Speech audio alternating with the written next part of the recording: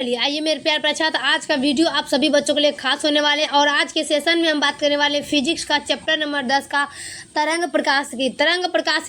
देखिए मेरे प्यार प्रछात, इस वीडियो के माध्यम से हम आप लोग को बताने वाले हैं बहुत ही ज़्यादा खास प्रश्न जो आप लोग को एग्जाम हॉल में पूछे जाएंगे। तो सभी छात्र से हाथ जोड़ करना अपना निवेदन है कि इस वीडियो को शेयर दबा के करिए मेरे प्यार प्रछात। सब्सक्राइब नहीं करना है, पर वॉच टाइम जो है ना आप लोग मेरे प्यारे प्रछात 1000 के पार करना है। वॉच टाइम को क्या करना है, 1000 के पार करना है वॉच टाइम को। तो आप लोग बिल्कुल भी टेंशन ना ले मेरे प्यार छात्र, क्योंकि इस वीडियो में चाहे फिजिक्स, केमिस्ट्री, बायो या हिंदी हो तो हम आप लोग को उसमें 100 में 100 मार्क लाने का गारंटी लेते हैं मेरे प्यार छात्र। और आप लोग को क्या करना है, कुछ भी नहीं करना है, आप लोग को बस वॉच टाइम को जो है ना 1000 के पार करना है मेरे प्यार छात्र, 1000 को पार करना है। तो चलिए मेरे प्यार छात्र, इस वीडियो को हम स्टार्ट करते हैं। और वीडियो मेरा अच्छा लगता है तो कमेंट करके शेयर जरूर करिएगा। चलिए मेरे प्यार छात्र, इस वीडियो को हम स्टार्ट करते हैं कि विद्युत चुंबकीय तरंग को ध्रुवित किया जा सकता है। चलिए हम देख लेते हैं कि विद्युत चुंबकीय तरंग को ध्रुवित किया जा सकता है। याद रखिए सभी छात्र, पोलेराइड क्या होगा, पोलेराइड। ऑप्शन नंबर सी लगाएंगे। प्रश्न कहता है कि विद्युत चुंबकीय तरंग को ध्रुवित किया जाता है पोलेराइड। ऑप्शन नंबर सी लगाएंगे हम, पोलेराइड। चलिए नेक्स्ट देखेंगे हम दूसरा नंबर का, यंग के द्विछिद्र प्रयोग में रचनात्मक व्यक्तीकरण उत्पन्न करने वाले दो तरंगों के बीच पथांतरण का मान नहीं होता है। क्या कर रहा प्रश्न कि यंग के द्विछिद्र प्रयोग में रचनात्मक व्यक्तीकरण उत्पन्न करने वाले दो तरंगों के बीच पथांतर का मान नहीं होता है। दो का सभी छात्र देखना है, और दो का होगा एन डेल्टा हो जाएगा, n delta. Option number A लगाएंगे हम, एन डेल्टा। चलिए अगला का बात कर लेंगे हम, तीसरा का, कि प्रकाश किरणों की तीखे कोट पर मुड़ने की घटना को क्या कहते हैं। याद रखेंगे, प्रकाश किरणें की तीखे कोट को मुड़ने की घटना को क्या कहते हैं, विवर्तन कहते हैं मेरे प्यार से। यहाँ पर तीखे नहीं होगा मेरे प्यार से, एग्जाम में हम 100% लिख के देते हैं कि आपको एग्जाम में तीखे नहीं मिलेगा, लिखेगा प्रकाश की किरणें के अपघटन करने की, मुड़ने की घटना को क्या कहते हैं, वो जगह विवर्तन। ऑप्शन नंबर हम बी लगाएंगे, विवर्तन। चलिए अगला देख लेते हैं हम, 4 का, यदि व्यक्तीकरण करते हुए दो तरंगों के आयाम का अनुपात 4:3 हो तो महत्तम और न्यूनतम तीव्रताओं का अनुपात क्या होगा, महत्तम और न्यूनतम तीव्रताओं का अनुपात क्या होगा। 4 का लेंगे, 4 का क्या हो जाएगा, 49:1। तो प्रश्न देखेंगे, यदि व्यक्तीकरण करते हुए दो तरंगों के आयाम का अनुपात 4:3 हो तो महत्तम और न्यूनतम तीव्रताओं का अनुपात होगा 49:1। Option number C. चलिए अगला देखेंगे हम, 5 का। 5 में क्या कह रहा है, निम्नलिखित में किसे प्रकाश की तरंग सिद्धांत से नहीं समझा जा सकता। चलिए हम देख लेते हैं कि निम्नलिखित में किसे प्रकाश की तरंग सिद्धांत से नहीं समझा जा सकता। याद रखें सभी छात्र, और इसका आंसर क्या हो जाएगा, इसका आंसर हो जाएगा प्रकाश विद्युत प्रभाव। मतलब प्रकाश विद्युत प्रभाव से प्रकाश के तरंग के सिद्धांत को समझा नहीं जा सकता है। इसका आंसर हो जाएगा ऑप्शन नंबर डी। क्या होगा, प्रकाश विद्युत प्रभाव। Option number D. चलिए अगला देखेंगे हम, 6 का, एक ऐसी परिघटना जो यह प्रदर्शित करती है कि कोई तरंग अनुप्रस्थ है। 6 का देख लेंगे, और 6 का आंसर क्या हो जाएगा, ध्रुवन। क्या हो जाएगा, ध्रुवन। ऑप्शन नंबर डी लगाएंगे हम, ध्रुवन। चलिए अगला देख लेते हैं क्या कर रहा है, 7 का, यंग के द्विलिष्ट प्रयोग में अधिकतम तीव्रता 10 है। यदि एक शील्ड को बंद कर दिया जाए तब तीव्रता क्या होती है। क्या करा प्रश्न, यंग के द्विलिष्ट प्रयोग में अधिकतम तीव्रता 10 है। यदि एक शील्ड को बंद कर दिया जाए तब तीव्रता क्या होगी। 7 का हो जाएगा 10/4। ऑप्शन नंबर बी लगाएंगे, 10/4। चलिए अगला देख लेते हैं हम, 8 का, माध्यम का अपवर्तनांक U तरंगदैर्ध्य डेल्टा से संबंधित है। कि माध्यम का अपवर्तनांक U तरंगदैर्ध्य डेल्टा से संबंधित है। सभी छात्र देख लीजिएगा, और 8 का लगाना है ऑप्शन नंबर डी में। ऑप्शन नंबर डी में क्या लिखा हुआ है, इनमें से कोई नहीं। प्रश्न क्या कहता है कि माध्यम का अपवर्तनांक U तरंगदैर्ध्य डेल्टा से संबंधित है, इनमें से कोई नहीं। ऑप्शन नंबर डी लगाएंगे, इनमें से कोई नहीं। चलिए 9 का, इंद्रधनुष प्राकृतिक उदाहरण है। 9 का हो जाएगा अपवर्तन, परावर्तन एवं वर्ण विक्षेपण। प्रश्न क्या कहता है कि इंद्रधनुष प्राकृतिक उदाहरण है अपवर्तन, परावर्तन एवं वर्ण विक्षेपण। Option number C. याद रखेंगे, इंद्रधनुष प्राकृतिक उदाहरण है अपवर्तन, परावर्तन एवं वर्ण विक्षेपण। चलिए अगला देखेंगे 10 का, एक द्विछिद्र प्रयोग में एक द्विछिद्र प्रयोग में प्रकाश की जगह इलेक्ट्रॉन पुंज का प्रयोग किया गया। इलेक्ट्रॉन की संख्या का ग्राफ पर्दे पर निरूपित करता है। याद रखें सभी छात्र, प्रश्न क्या कहता है, एक द्विछिद्र प्रयोग में प्रकाश की जगह इलेक्ट्रॉन पुंज का प्रयोग किया गया। इलेक्ट्रॉन की संख्या का ग्राफ पर्दे पर निरूपित करता है। याद रखेंगे सभी छात्र। और 10 का हो जाएगा, एक द्विछिद्र प्रयोग में प्रकाश की जगह इलेक्ट्रॉन पुंज का प्रयोग किया गया। याद रखेंगे सभी छात्र। प्रश्न क्या कहता है कि एक द्विछिद्र प्रयोग में प्रकाश की जगह इलेक्ट्रॉन पुंज का प्रयोग किया गया। इलेक्ट्रॉन की संख्या का ग्राफ पर्दे पर निरूपित करता है। तो एक द्विछिद्र प्रयोग में प्रकाश की जगह इलेक्ट्रॉन पुंज का प्रयोग किया गया। ऑप्शन नंबर ए। चलिए अगला देखेंगे 11 का कि विद्युत चुंबकीय, प्रश्न क्या कहता है कि विद्युत चुंबकीय तरंग का ध्रुवण किया जा सकता है। याद रखेंगे कि विद्युत चुंबकीय तरंग का ध्रुवण किया जा सकता है। 11 का हो जाएगा पोलेराइड द्वारा। क्या होगा, पोलेराइड द्वारा। ऑप्शन नंबर सी लगाएंगे। प्रश्न क्या कहता है कि विद्युत चुंबकीय तरंग का ध्रुवण किया जा सकता है पोलेराइड द्वारा। ऑप्शन नंबर सी लगाएंगे, पोलेराइड द्वारा। चलिए अगला देख लेते हैं हम 12 का।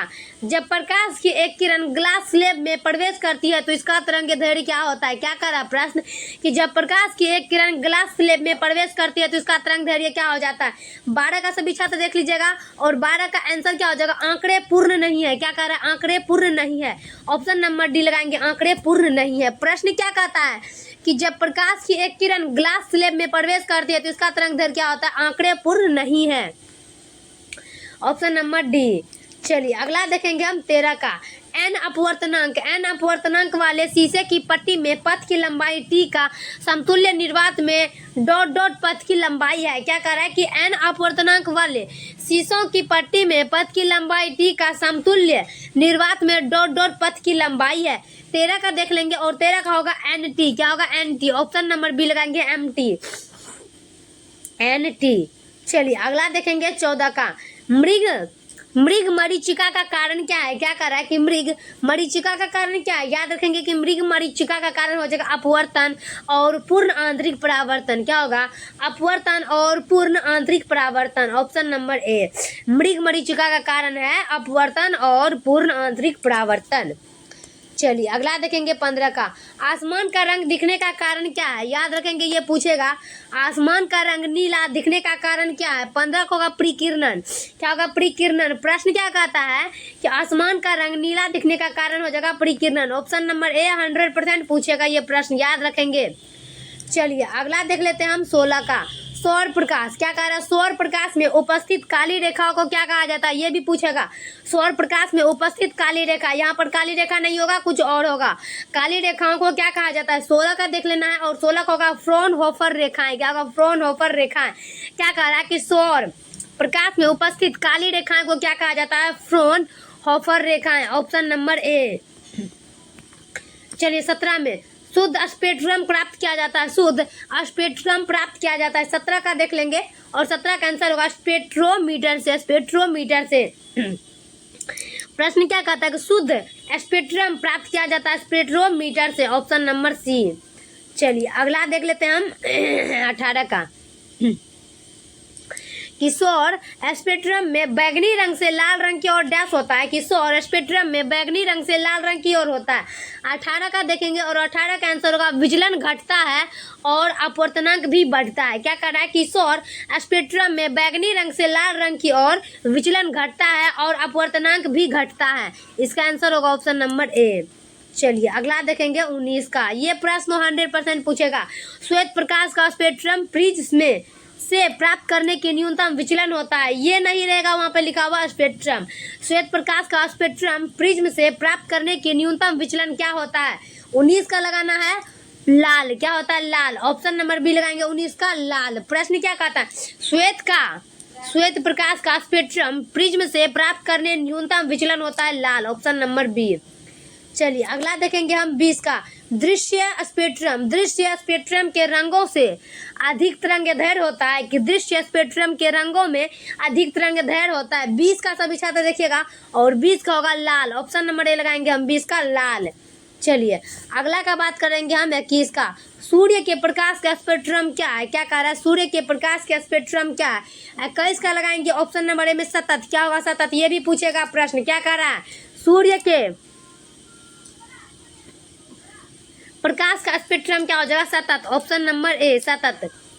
चलिए अगला देखेंगे हम 22 का।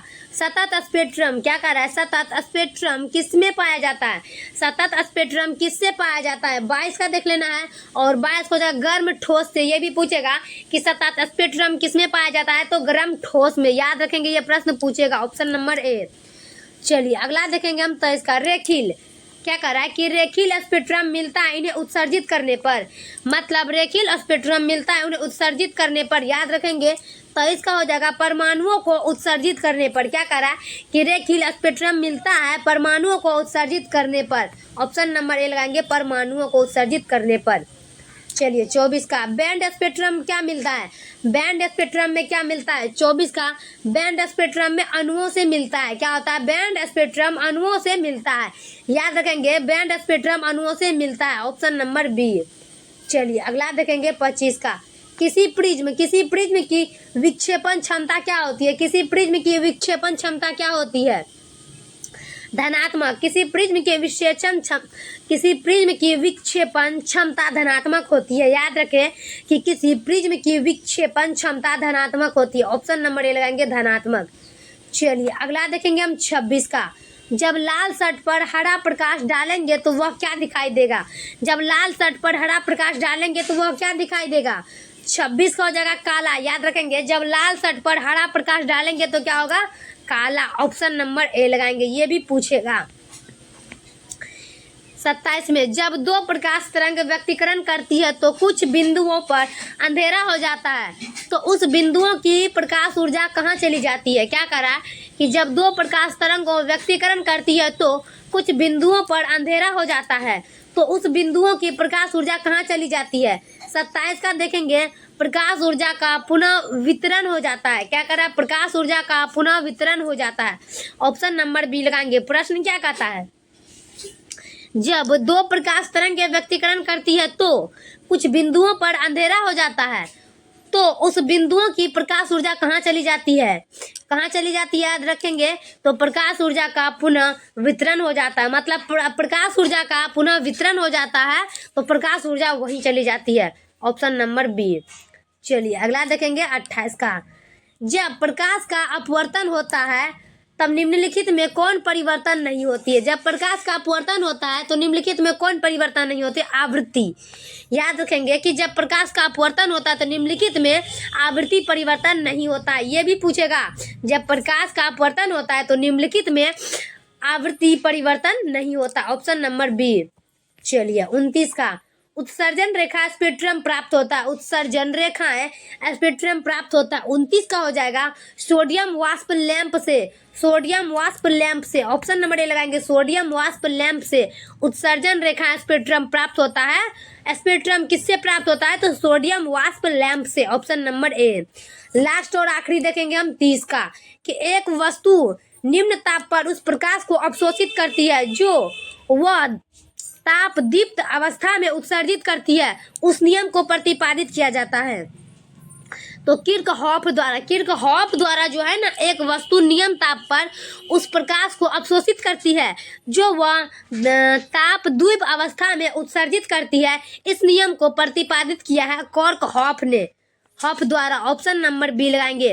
मेरे प्यारे छात्र, वीडियो कैसा लगता है कमेंट बॉक्स में जरूर बताइएगा, और इस वीडियो को जितना हो सके उतना शेयर करिएगा। इसका वॉच टाइम जो है ना 100 यानी कि 100 पार करना है। क्या करना है? 100 यानी कि 100 वॉच टाइम पर डे पार करना है। चलिए मेरे प्यारे छात्र, वीडियो